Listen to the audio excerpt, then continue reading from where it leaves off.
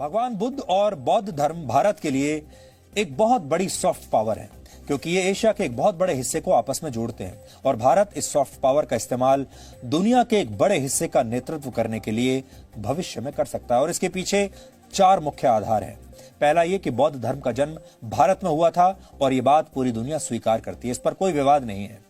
दूसरा ये कि बौद्ध धर्म से जुड़े सबसे महत्वपूर्ण स्थानों में से ज्यादातर भारत में है। और इसका तीसरा आधार यह है कि भारत ने हमेशा उन छोटे छोटे देशों की रक्षा की है जहां बौद्ध धर्म का सबसे ज्यादा प्रभाव है।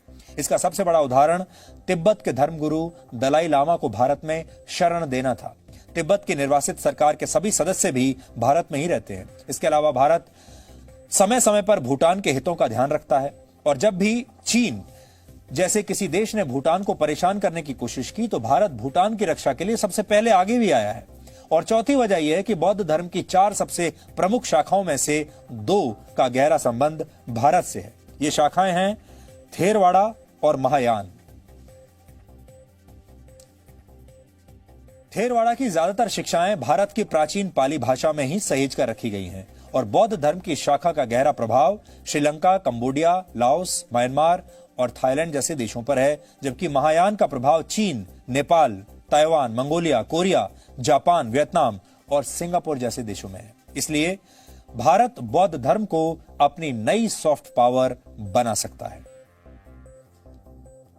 7वीं शताब्दी में चीन के महान दार्शनिक हुएनसांग भारत आए थे और उनकी भारत यात्रा का उद्देश्य बौद्ध धर्म को करीब से समझना था। इसके लिए वो भारत की उन सभी जगहों पर गए जो किसी न किसी रूप में बौद्ध धर्म से जुड़ी हुई थी।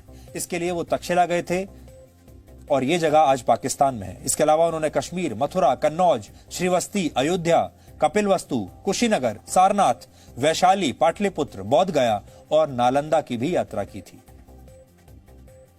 नालंदा के प्राचीन विश्वविद्यालयों में उन्होंने 5 वर्ष बिताए और इन्हीं 5 वर्षों के दौरान उन्होंने बौद्ध धर्म का अध्ययन किया।